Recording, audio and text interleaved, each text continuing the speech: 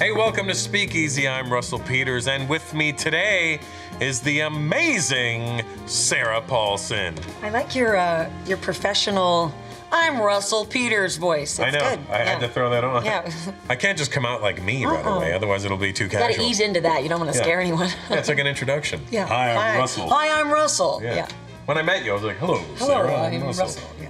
Yeah. And then you were like, hey, Dude, how are you? Yeah. So how are you feeling? I'm all right. I hurt my foot. I know. I saw that on the way in. Yeah. I didn't want to draw attention to it, No. but I thought I'd ask right away. Get it out of the way so it's not iced lingering. below frame. I've got Nice. a nice, swollen, sexy, icy, bunioned foot. Nice. For those who really want to be in on the real experience. She's too thin to have cankles, but this way she can have them. I can do something. You were born in Tampa. I was. And you left there at 5. I did. Moved to New York City. best thing ever, right? Best thing ever, yes. I love New York. I don't think I'd be sitting here right now if I hadn't done that. How old were you when you decided you wanted to be an actor? Fell I think into I sort of place. came out of the womb, dropped right out of that canal. Yeah. Like, you know. You're like, hey, here's my placenta and my agent. Yes, exactly. Yeah. What was your first acting gig? I did an off-Broadway play, but my first, serious thing was an episode of Law and Order. The original. The real one. The real one. The With Jerry the real Orbach, people. Chris Yeah. Noth. That was my first What were you doing? I had been sleeping with my stepfather, and I murdered my mother so I could keep him for myself. It was the beginning of a great sort of... Good trajectory. Yeah. It started things off in just the right way. You're on American Horror Story. Yeah, I've gotten to play some wild characters. I played a conjoined twin. I had 2 heads. How much makeup?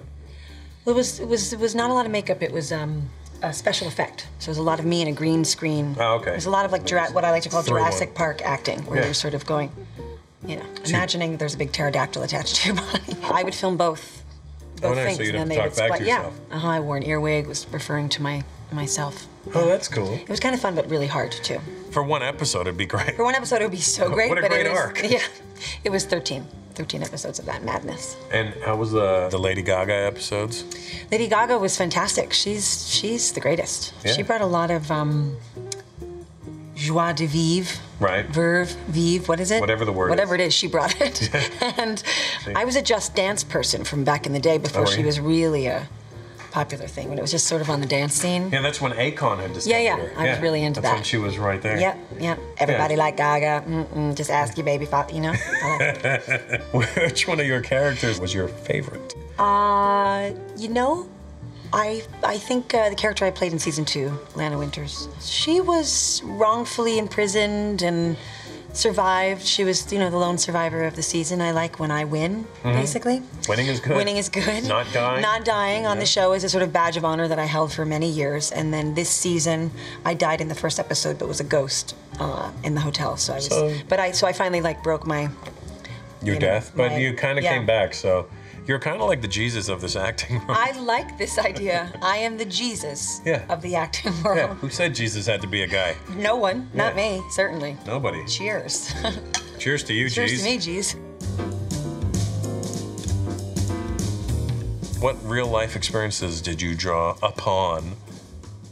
Upon? Did you like that? I did. To get you ready for your Marcia Clark experience. Well, I read the book that the show is based on by Jeffrey Toobin called Run for His Life, The People vs. O.J. Simpson. I read Marcia's book. I watched endless footage. I mean, I was that person, who had the earbuds in and was watching my iPad right up until they said action, and I would toss the thing under the table and then go. Because a lot of it was, very sort of iconic images that you have the minute you think of her. Yeah. Her head was always tilted to the side. Yes, it was. She was, she used her hands a lot, and so I wanted to make sure that I was visually reminding my brain that to do those things. And I'd had a good warm-up because when I played those twins, one of them had their head cocked to the side, so my body was completely well-versed in that arrangement. Yeah, in that language. Pre-cocked. Pre-cocked. Locked and cocked and loaded. Pre-cocked. Pre-cocked. But it was great because I was telling you earlier, when I first saw Marcia Clark on the screen, I was like, God damn, that looks amazing. And then I meet you, and I'm like, that's even more amazing because you look nothing like her in person. Don't look like her, really. I've got brown eyes, like she has, and that's about it. That's about the rest of it was created by makeup and wigs and your body language and everything. Because having watched the trial when it happened. Yeah. I was really blown away. Thank you. I think you should get some sort of nomination for that. Oh, well, that's very nice of you. That would be really lovely. Yeah, I'm pitching it now, guys. Yeah. How was she when you met her? I had read so much about her and watched so much footage on her that when I met her, it was like meeting someone that I had a very intimate relationship with, and yet I had never met her. So it was very exciting, and she was super great. We drank some tequila. We did. We drank. Did you really? Yeah, we drank a lot of tequila, actually. Tequila's good. Tequila's delicious. Tequila's my beverage of choice. Yeah, me too. It's one of my faves. Yeah, me too. Well, not one of it's my only drink, really. Really? Yeah. You don't ever go vodka? No, oh my God, no. Really? To me, vodka's like putting your high on layaway.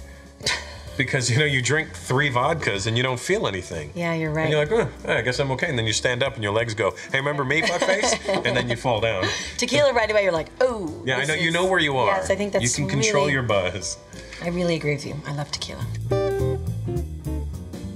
Did you audition or did they offer it to you? Typically, like the last 5 movies I've done were all auditions. But really? Yeah. I auditioned for Carol. I auditioned for 12 Years. I auditioned for Mud. I auditioned for Game Change. I auditioned for. Do you have any techniques, tricks? Because I'm gonna horrible. I shit the bed every time. Well, it's really, there is a thing about, you know, really being able to go in there and just do what you would do on the day to the best of your ability. You don't try to please the person that is sitting across from you. Just do. There's a really great quote by Martha Graham to Agnes DeMille about not blocking your artistic uniqueness, essentially, which is a really sort of reductive way to speak about this because it's a very, very big, powerful thing. But it's basically talking about keeping yourself open to the channels and the things that move you because there's only one of you, and it's the way something hits you, a role or a line or a circumstance. If you sort of let it come through you, then that. So I try to do it that way, where I'm not thinking about what it is that they want, but how it hits me. I get so nervous. I do get nervous on the way there. I know the words. Yeah. I'm like, I got everything in my head. I'm like, I got this. Then I walk in the room. But are you rehearsing it before you go in out loud? Because there's nothing worse than like rehearsing it with yourself in your own head, and then you do it out loud with a casting director or a director, and the sound of their voice sort of makes you jump because you forgot that was actually going to be part of it. Yeah. So, no, I do it. I talk to myself in the car. You do that voice thing, but you should do it with a real person. That's my advice for you. Yeah. If you have a friend. Yeah, my friends are. If anybody that you know likes you, you can have them come over.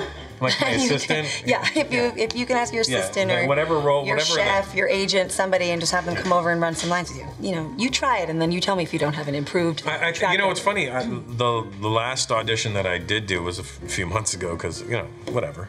But you're busy doing it. But I actually went in and they knew all the words. They put the script down. I felt so good about that. See, I never let go of the script.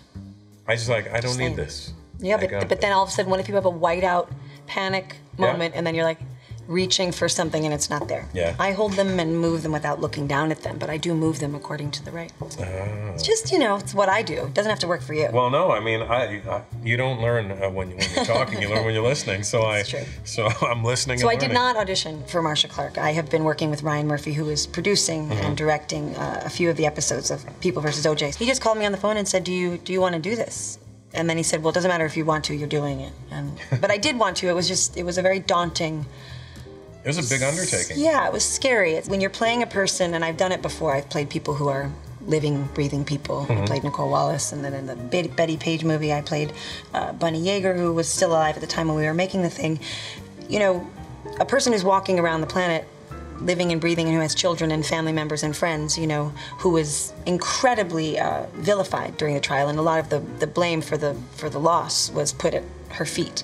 So, in order to sort of think about playing somebody that was so well known and kind of iconic to a lot of people, both you say her name and you immediately think of that hair, and then that mole, and then her skirts or her aggressive quality or whatever it is, And so the idea that I could really fail made me want to do it. Right. Because I thought there's an opportunity here for me to learn something, which I always think it's good if you can do work that helps teach you things. It's true. And that's one to grow on. And the more you know. And the more you know. But you did nail it. You murdered that scene. See what I did there?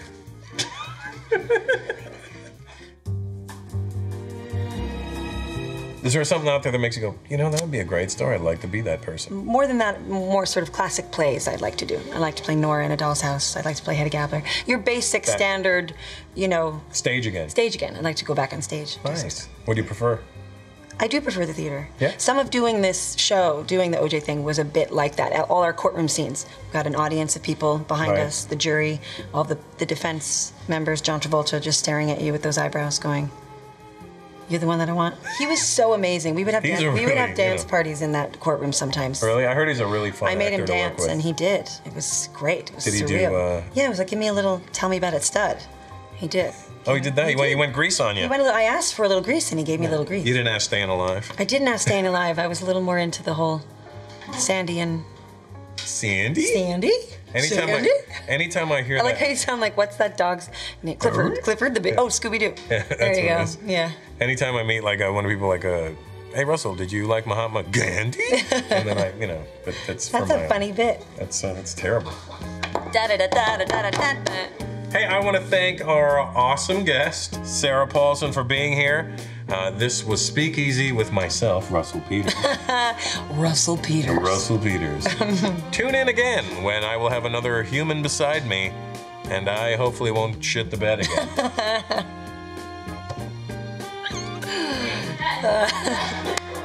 Oh my God, you're funny.